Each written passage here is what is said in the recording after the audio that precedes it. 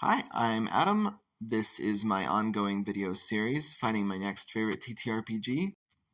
I'm a game designer, I'm also a GM, and I'm looking for something new. I was designing for and playing with Wizards of the Coast Dungeons & Dragons 5th edition, but in light of everything Hasbro has done this year, massive layoffs right before the holidays, trying to tear away the open game license, which was supposed to be irrevocable, and sending Pinkertons to customers' houses, I'm out and I'm trying to find my next favorite one. Right now in every video, I look at a new game that might potentially be my next favorite one and try to evaluate it according to criteria that I have. My criteria include sustain longer campaigns, have the complexity be somewhat less than D&D, be able to support a fantasy setting, but not a niche one, streamline combat systems, so I don't like initiative rolls, I don't like attack and damage rolls being separate, root out bioessentialism, have consequential non-combat rules, and an open license for third-party publishers. Today I'm looking at a recommendation someone gave me, Worlds Without Number. I got a copy of their free rules that are on TTRPG. This game has an assumed default campaign setting called Later Earth. It's assumed that there used to be a very high degree of technology, and then a series of apocalypses brought civilization back to the equivalent of maybe 13th, 12th century Earth. Character creation is pretty straightforward. You roll for your attributes, which are like ability scores. Then you choose a background, such as artisan, peasant, wanderer, something like that. You choose a class, and there are only 3 classes. There's mage, warrior, and expert, and sort of a 4th one.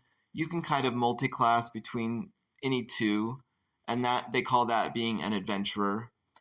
Then you choose a focus, which is a bit like a feat in D&D, and then an additional skill, on top of the skills you might get from other parts of character creation. I was actually surprised how similar this is in language and core rules to D&D 5th edition, and then D&D games generally. There's armor class, skill checks, saving throws, attack rolls, rolling initiative, and attributes, which are like ability scores. One main difference is that it only goes up to level 10. It doesn't feel like the classes are doing a lot of the heavy lifting and leveling up, but the focuses are really, really important in that process.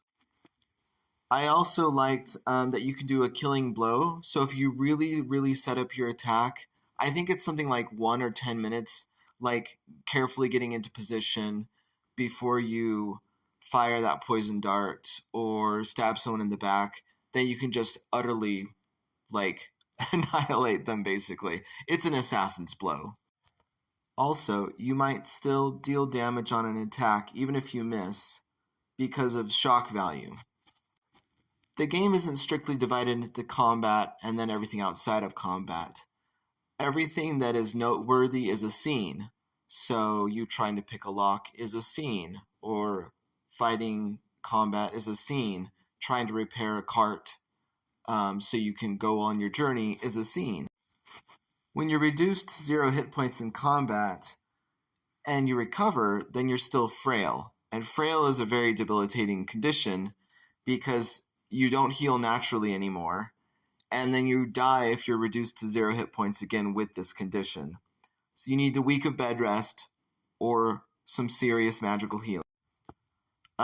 For skill checks and saving throws, I think you use 2d6 instead of a 1d20, but then for attack rolls, it is 1d20. That sort of seems to be the default.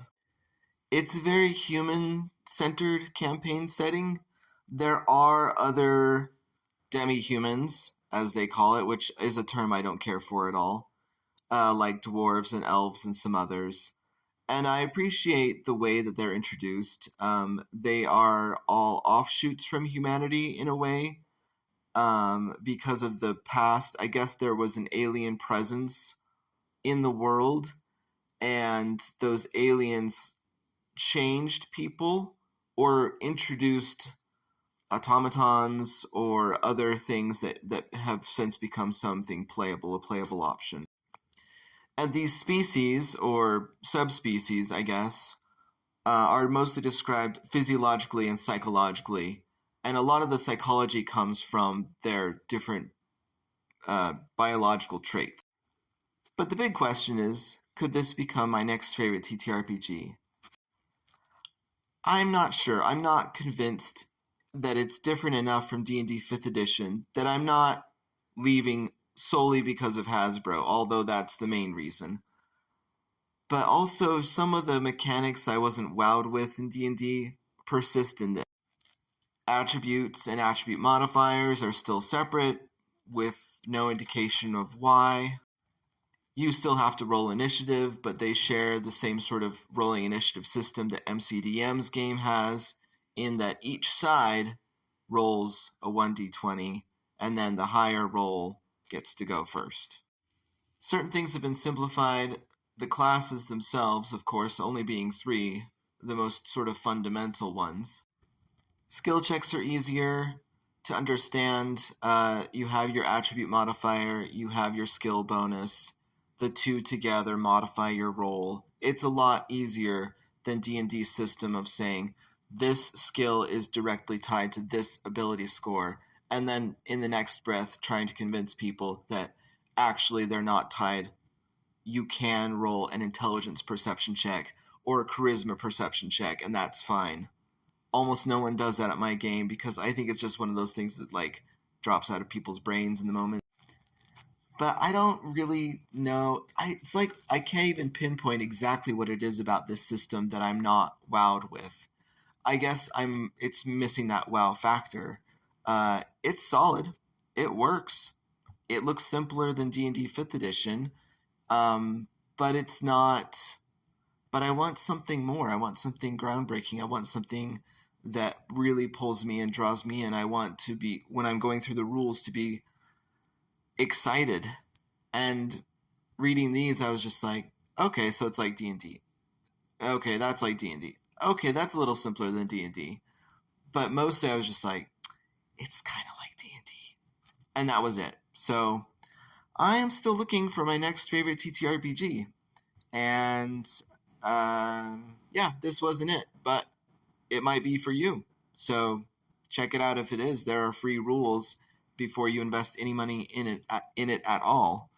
I got mine from DriveThruRPG, which I think I said earlier.